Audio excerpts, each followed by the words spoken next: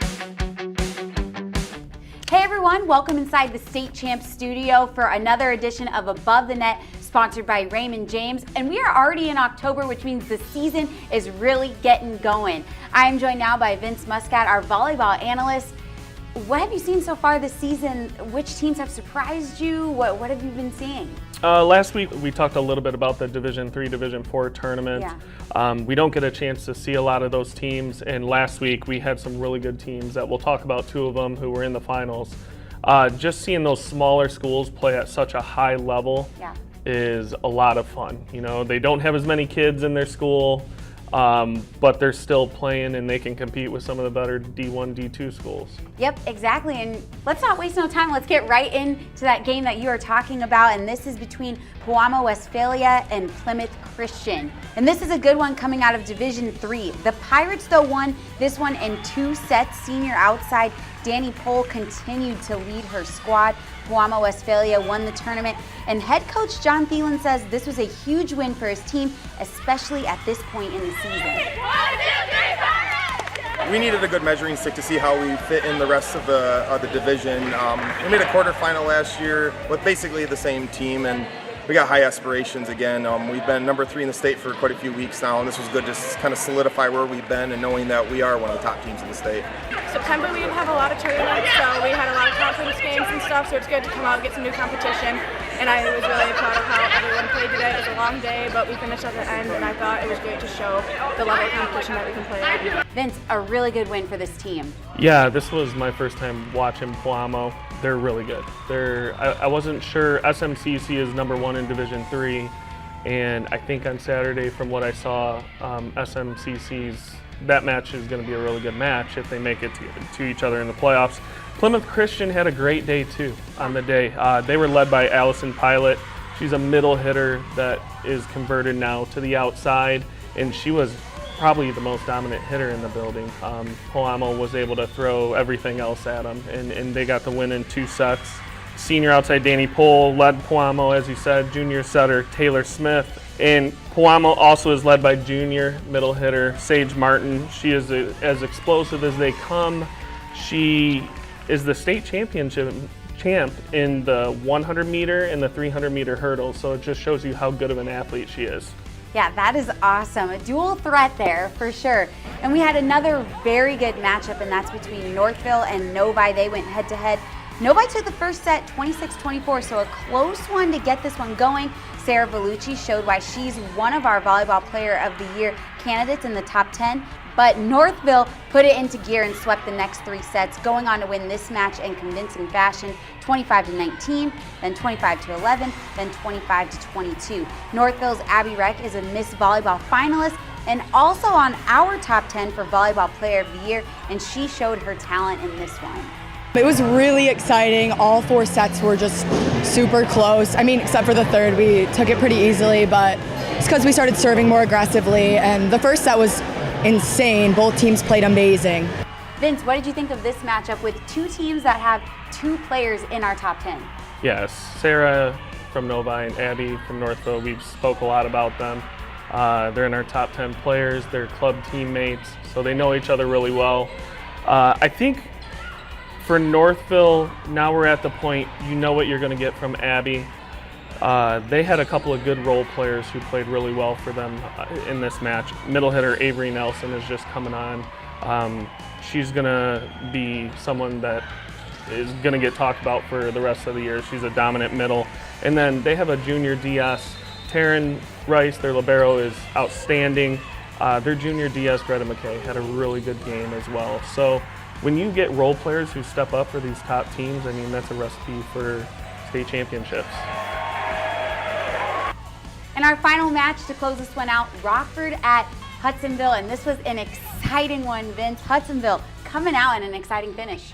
Yeah, Hudsonville had a rough weekend. Over last weekend, they lost to a couple of teams who are really good, Forest Hills Northern, Forest Hills Central.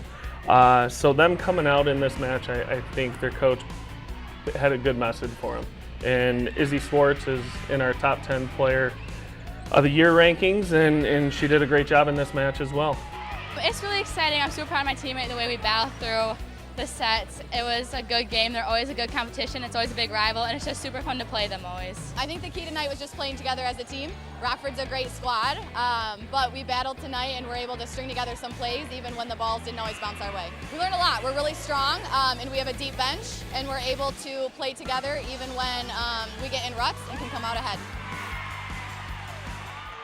Well, with every week, we see changes in our rankings, and this time, not too much shuffling, but we did have a couple. You can see on your screen right now our top 10 rankings, and Hudsonville is probably our biggest change here. They dropped down, and it's because of their losses to Forest Hills Northern and Forest Hills Central. What do you think? Yeah, those West Side teams all year long, they play in several tournaments, play against each other. They're in league together, conference. So that's going to naturally happen, but I think Hudsonville has solidified themselves as a top team for the first half of the season. Again, they're going to be going back and forth. There's a Power League this weekend where several of these teams are going to be there, and then we got Beast of the East coming up. Right. So yes, they dropped to 9, but we see shuffling every single week, and like we said, it'll continue to shake up as the weeks continue and games keep getting played. We're going to take a quick break and check out this week's Game Changers, brought to you by DMC Physical Therapy and Sports Medicine. Hi, I'm Laura Ramus with DMC Physical Therapy and Sports Medicine with today's Game Changers Pop Quiz. True or false? Are athletes at more risk for injury in cold weather? The answer is true. During short duration exercise, there's a positive relationship between performance and muscle temperature. Muscle function is impaired with cold temperature and improved by hot temperature. A recent study looking at NFL players showed they had 2 times higher risk of concussion and 1.5 times higher risk of ankle injuries when the temperature was 50 degrees Fahrenheit or colder compared to games played at 70 degrees Fahrenheit. This does not mean you should not compete or train when it's cold. Make sure you're wearing layers of clothing to keep you warm and continue to hydrate the same as you do when you're competing or training in warm temperatures. Do you have a sports injury, or are you just looking to take your game to the next level? Then go where the pros go. DMC Physical Therapy and Sports Medicine. For immediate care, call 313-910-9328 or visit dmc.org/gamechangers.